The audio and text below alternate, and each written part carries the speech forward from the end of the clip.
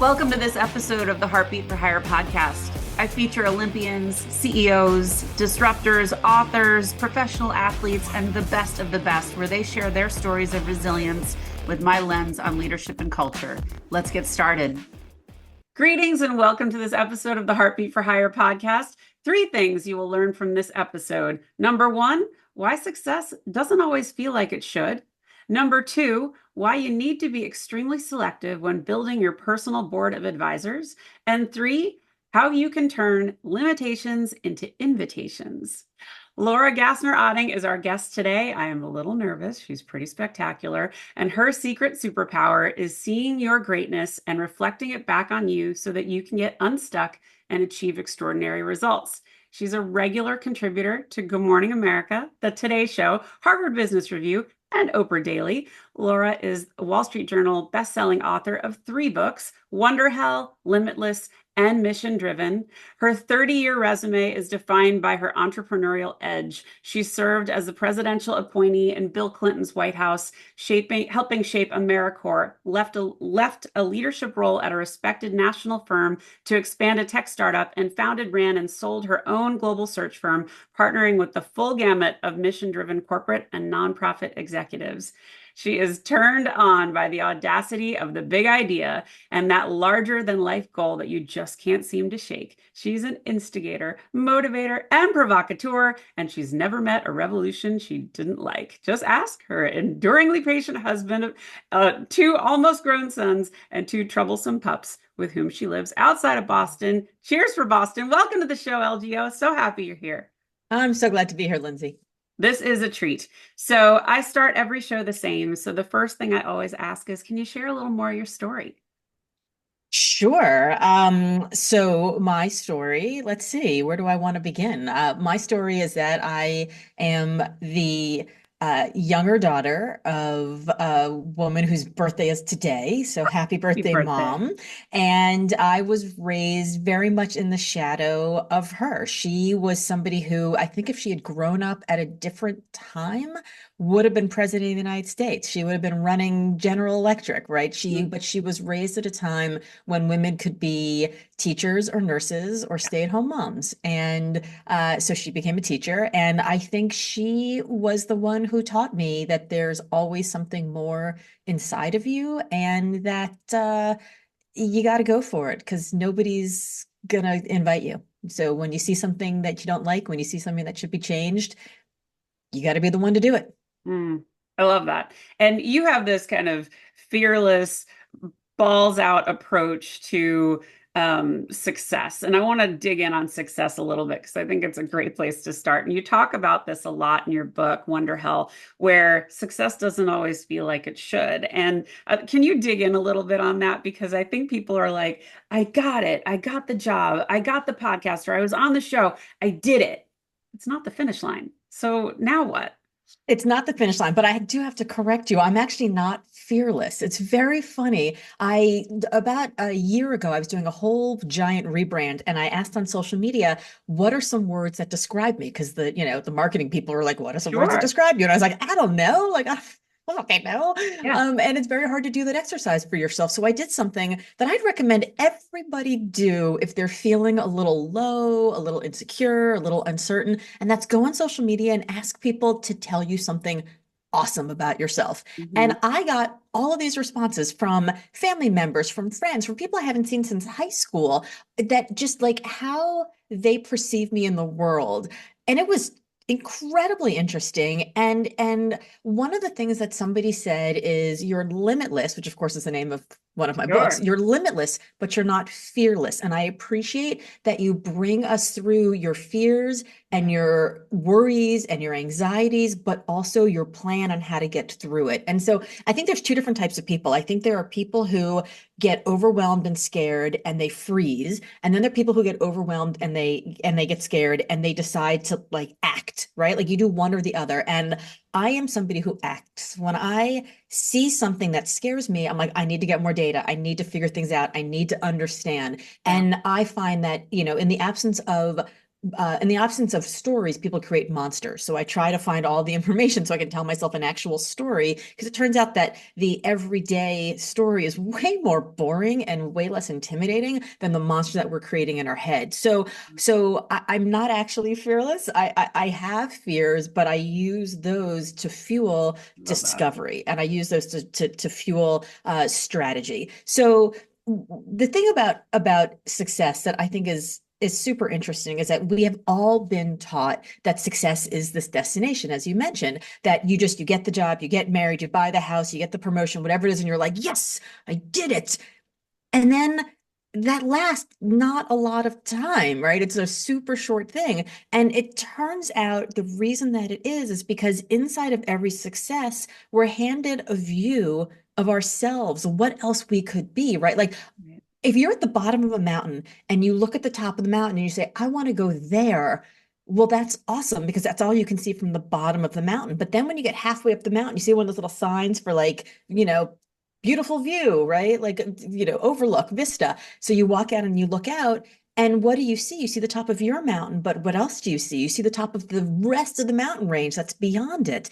And immediately you're like, well, I thought I wanted to go there, but really, I think I want to go there. So immediately you're like, how much water do I have? How much daylight is left? How many snacks do I have? How much energy do I have? Do I have the time to do it? Because suddenly the goalposts move.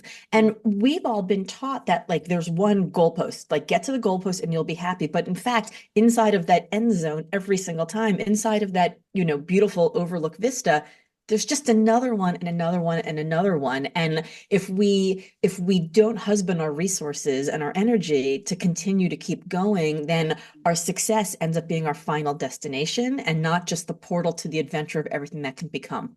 Oh, I love how you phrase that. And thank you for correcting me on the fearless thing. I think that was very well put. But I just think it's important because, we always see like, oh, I dropped out of college and then I started Amazon from my garage. yeah, Yay. But like, there's so much more to the there's stuff in story. between. Yeah. Yeah. And I think that it is irresponsible for people who have become successful and Yeah, perhaps a role model to other people coming behind them in some way, not to tell them the whole story. totally Because agree. otherwise you get to the first mistake, you get to the first failure, and you're like, oh, I guess this isn't Yeah. for me. I guess I'm the failure. I should do something else. But in fact, we've all had so many failures along the way. That's where we learn and we grow and we Uh, iterate and we change. Took the words out of my mouth. Failure is our greatest teacher for sure. And it's when you look at the highlight reel of somebody, all you see are the highlights. You don't see all of the struggle along the way, and the struggle is really what teaches you the most. So I love that. And I was thinking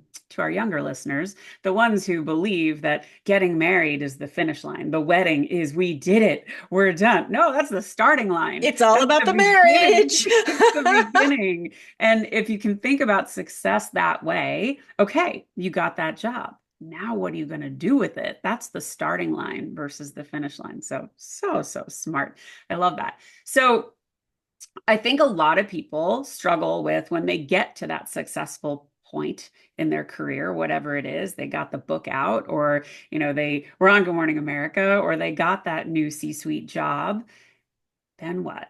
Because the doubt creeps in. So, what do you tell them? So this is the point where I found it was really difficult, right? Because when you get to that level of success, okay, so 70% of us have experienced imposter syndrome at some point in our lives, 70%. And not just women and not just people of color and not just LGBTQ, but 70% of everybody. And why do we experience it? We experience it because every time we achieve success and we find ourselves in a room we never thought we'd be in, right? Like I never thought I'd be able to buy this house or get Sure. this promotion or get the job at this company. And then we find ourselves in these rooms and we look around and we think, oh, they don't think I belong. Okay, they don't think I belong comes from this 120-year-old theory in psychology called the looking glass theory. And the Mm. looking glass theory says you're not who you think you are, and you're not who I think you are. You're who you think I think you are. So I'm going to say that again, especially for people who are listening to this on like double speed. Yeah. You're not who you think you are, and you're not who I think you are.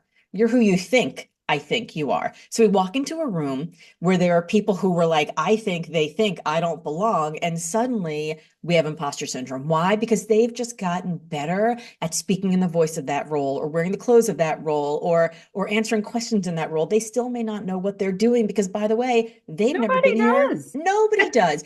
And Nobody when I did the research for Wonderhell, I interviewed people who were starting a $2 billion company or people that are at the top of a gold medal ski slope run in the Olympics with a gold medal in their pocket from the day before, still having imposter syndrome. Like, this is the time they realize I don't belong. And so the gift of having imposter syndrome is like, congratulations, you've made it somewhere you never does. thought you could get to. So the people who I spoke to who heard these voices of doubt inside their head, the uncertainty and the anxiety and the stress and the envy and the exhaustion and the burnout and the do I belong, do I not belong, they didn't hear imposter syndrome as a diagnosis. You're an imposter, maybe you should leave. Yo, syndrome, you look a little sick, maybe you should lay down. They didn't see it as a diagnosis. They saw it as a badge of honor. And so they were able to change that voice from a limitation inside their head to an invitation that said, welcome, congratulations, you've gotten here. Now, what are you going to do with it? I love it. I mean, that's such a beautiful reframe of imposter syndrome. And I think you're right. Everybody has experienced it. And I know after spending 25 years in corporate America and going out onto my own, uh, there's so much stuff I did not know. Corporate did not prepare me for entrepreneurship at all. No. And now I'm doing a startup and that didn't prepare me for this either. So everything feels uncomfortable, everything feels new, but thinking about it with that congratulations reframe of you've arrived, now what are you going to do with it? It's Yeah, so and good. here's the simplest hack ever. I mean, I like to think that I write books that are based in 30 years of experience and tens of thousands of responses from online assessments and data and all the rest. But this is the simplest mindset like the mind shift like hack that you're ever going to have in your entire life. The people who I spoke to who thrived in this moment of wonder hell, instead of saying, I've never done this before, they said, I've never done this before. And the Good one. difference of changing the emphasis on the word in the sentence went from, I've never done this before, oh my God, scary, Mhm. filled with possible failure, embarrassing, life-altering, disaster finale, Yeah. to I've never done this This. before, Yeah. which is exciting and it's adventure filled and it's Opportunity. educational and it's opportunity to learn and to grow. And by the way, mistakes are part of it. That's cool. So just Normal. that very simple shift from I've never done this before to I've never done this before, it just liberated them to be Oh, able I to move love forward. that. Oh, she's dropping all the good golden nuggets. Okay, so one of the things that I talk about a lot, and I think you do too, is building that PBA, that personal board of advisors. And we're both part of the Outlier Project, so I'm chock full of extraordinary people who know how to kick my ass, know how to tell me, of course you can do this. What's wrong with you? You've been doing this. You know how to do this. And those people that lift you up. Can you just talk a little bit about the importance that you place on this group of people and why? Because I think I talk about it till I'm blue in the face, but I'd love them to hear it from you. Sure. I am brutal with the people that I decide to keep around me. I'm not brutal. Well, sometimes I'm brutal with them, but I'm brutal about them. I'm brutal Yes. which people get access to me and which people don't. I Yeah. spend a ton of time spending a ton of time with people who are like, "Can I pick your brain? Can I ask you?" Mhm. I'm so happy to help and to teach you. Great. But in terms of the people who then give me feedback, Yeah. Of I'm very, very careful about that because I have found that there are a lot of people in my life who liked me when I was behind them. course. And maybe they tolerated me when I was a peer of theirs. But as I started to grow, that's when the smiles in the front and the knives in the back Uh-huh. changed around, and suddenly Uh-huh. there were knives in the front, right? Oh yeah. There are people in my life who I know for a fact talk all kinds of shit about me behind my back. And to my face, they're like, oh, it's so great. I love an introduction to Good Morning America. I'm like, yeah, I'll get right on that. Right. So we have to be super careful about the people that we have around us, because there are people around us who love us Yes. and they just don't want to see us get hurt. Right. Your That's right. parents, people who've known you Yep. forever, family members that, like, the last time I lived in the same house as my parents, I was 17 years old. Right. I came back late for curfew every night. I brought the car with the radio turned all the way up, but the gas tank all the way down. Like, I didn't have a frontal lobe. I made stupid decisions. And when I told them I was leaving the White House, or that I was leaving the big firm, or that I was selling the firm I had, or they every time they're like, are you sure you should do Fear. that? They were Yeah, scared. They didn't want to see me totally. get hurt. They love me, but they didn't know me. They don't know what I'm capable of. I'm 53. I'm a totally different human. Then they're the jealous ones. We already talked about them. And then they're the ones who are just, they don't have the vision that you have, Yeah. right? Like, you It's run so up to them, foreign. Yeah. you see them in a coffee shop and you tell them your big hairy idea, and they're like, you've never done that before, right? Like, they say, you can't do that. That's too scary. And what they really mean is, I can't do that. I'm too scared. But the problem is, the minute that they say it, it drips a little nodule of cancer in your brain. And then the minute something goes wrong, you're like, oh, I guess Harry at the coffee shop was right. And I guess the friend of mine from high school who sells boxed wine, who I haven't seen in 30 years, was right about what I'm capable of. No shade to anybody who sells boxed wine. I'm just saying, like, if you're not going out to go sell boxed wine, don't take the advice of somebody who's selling boxed wine. Like, do not take advice from people who have not been on the path that you want to go on. And So we have important. so, I mean, the coaching industry of people who want to give you advice about things they've never done before, it is so damaging. So I spend a lot of time thinking about who actually is going to give me advice. And sometimes the people who are on your personal board of advisors are really tough, and it's Yes. not actually all that pleasant. You said I could curse before we Go. started the show, so Let it I'm going to rip. tell you the story of Carrie Lorenz, who was the first female fighter pilot in the US Navy. Mm-hmm. Okay. Yep. Carrie Lorenz, I am absolutely madly in love with her. Big girl crush. I want to be her when I grow up. And I call her up one day. I'm like, hi, we barely know each other. This is like 7 years ago. I'm like, we barely know each other, but you're so awesome. I think you're amazing. Would you maybe ever consider possibly even thinking about imagining blurbing my book? And she was like, yeah, you're a badass woman. I'm a badass woman. I like to support badass women. Send me your book. I love So I it. sent her my book. And then 4 days later, she calls me and she's like, can we talk about your book for a minute? And I thought I was getting praise. Dear Oh, listener, she did not get praise. Okay. Carrie says to me, and here comes the cursing. So turn this down if your kids are around. Laura, you're really fucking smart and your book is really fucking good. But you're too fucking smart for your book just to be really fucking good. You need to make it really fucking great. And then I'll blurb the shit out of it.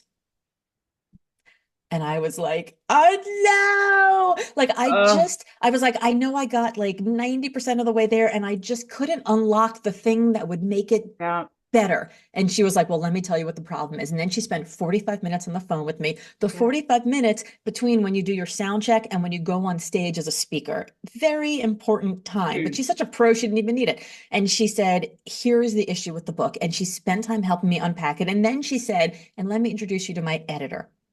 And before she went on stage, she sent an email to me and the editor. She introduced us, and that editor helped me take it all the way to the end where it debuted on the Washington Post bestseller list right behind Michelle Obama. Amazing. Those are the kinds of people that you need to have in your personal board of advisors. Somebody who's willing to take the time, somebody who's willing to give you the tough feedback, but doing it in a loving, supportive, and then let me help you actually fix the thing kind of way. Well, and that's just it. I mean, in leadership, whenever I was coaching teams, I always said to my teams, I said, if you identify a problem, it's no problem. You can come to me with it, but you got to come with a solution. Right. And so it became this very safe atmosphere for people to be like, yeah, there's something wrong here, but I'm not coming to her unless I have a solution. And so if you're going to deliver that tough feedback to someone that you love, bring the follow-up, bring whatever it is you need them to do to get where you think they need to go. Yes. Just the feedback alone can be really cruel, especially if there's no solution with it. So It's very funny. So, like, fast forward about 2 months ago, a friend of mine, a mutual friend of mine, and Carrie's actually, who knows the story, sends me his book, and he's like, "All right, it's almost done. I like want to give it a yep, final read." And I read it, and I was in the backyard, and I was like, "Oh my God, oh my God!" And my husband's like, "What's wrong?" And I'm like, "This book, I don't know." And he's it's like, not. "Are you going to tell him?" So I call my friend up. It's Saturday morning, and I was like, "Okay, I love you, but we need to have the Carrie talk. And he was like, Oh, oh and no. he knew it. And Yep. he knew it. And I'm He like, knew it. but here's the thing. Here's what you need to do. All the right stuff is there. And also, here's my editor. You know? And So so, great. I think it's really important. And I think we have a lot of us have access to a lot of people who can give us Yes. advice. The problem is we ask for too much of it. And Yeah. then we don't know which direction to go in. And so Yep. really think about the people who you get advice from, where they've been, what they know, how they learned it, right? Yeah. And look at who they surround themselves with. Because, I think at any given time, you want to have people in your life who are the ones that you look up to, right? Your Mhm. aspirationals. Yeah. But also you have to make sure in this personal board of advisors, you also have your peers, right? So who are the people who are your peers as well? That's right. And I don't just mean people who are doing exactly what you do. I think that's actually the wrong peer group. I agree. If you had a peer group people do exactly what you do, they become competitors, right? Hmm. And people can't want the best for you if they No. also want to be you. I could not agree more with that. And in my personal board of advisors, there's a therapist, there's a woman who helps brands grow, there's a woman who does salary negotiation. Like we all have our own strengths. And Yes. because we have our own strengths, we're able to offer great advice. And you know what? It stays interesting. Because if I was doing the same stuff as everybody else, I'd be like, oh, I didn't think of that. Damn it. And that's when we start getting jealous. That's when we start Yes, scrolling social media and looking at their yes. highlight reels and being like, oh, they spoke in front of that audience. Why didn't I get to speak in front of that audience? Or, Yeah, they got that fancy whatever award. Why didn't I get that's that? And then right. we start feeling left out. And then the third group of people you should have on your personal board of advisors are actually mentees. Mm, So people totally who agree. are want to be you when they Mhm. grow up, because if you want to get past imposter syndrome, it's not just hearing that voice as the invitation, it's Right. also spending a little time teaching somebody what you know. Because the best way to remind yourself that you actually know something is to Mm, have somebody ask you about it and feel super smart and to teach them something and then watch them grow because of it. And you're like, oh, I guess I do know some things after all. that is Awesome. so So aspirationals, peers, and mentees. I love that. And our friend Frankie Russo, who's also in the Outlier Project, Frankie talks about his journey with sobriety. And he talks about the sole reason he's stayed sober is because of how he helps others. Yes. And when you are constantly giving back, first of all, you're keeping your skills sharp. But Hmm. second, you are watching people transform by the gifts that are innate to you. You know this stuff in your heart. This is easy for you now, but for them, they're just starting out or they're midway through and they really need that good kick in the tush. So I love the way that you frame that. Okay, shifting gears. What inspires you? Oh, I am always excited by the big, hairy, scary goal. When somebody comes to me and they tell me about a goal that is larger than life, and you actually get to see it light them up inside. Like, we can't be insatiably hungry for someone else's goals. And I can always tell, right? I spent 20 years in executive search and people would come to me with all kinds of crazy goals. And some of them would like talk to me about the goal. And you could tell they maybe wanted it because like a parent or a Yeah. teacher or a boss told them it. Or maybe they would talk to me about the goal and all they were super enamored about the finish line. Yeah, they're not gonna have the tenacity. They're sort of in love with the wonder. But the ones who came to me who kind of like leaned in and lowered their voice a little and whispered, and they had so much reverence for the work that it would take to do I the love it. thing. Those people inspire me because they want it, right? They Mm. really, really want it. And their eyes kind of twinkle a little and they're like a little mischievous.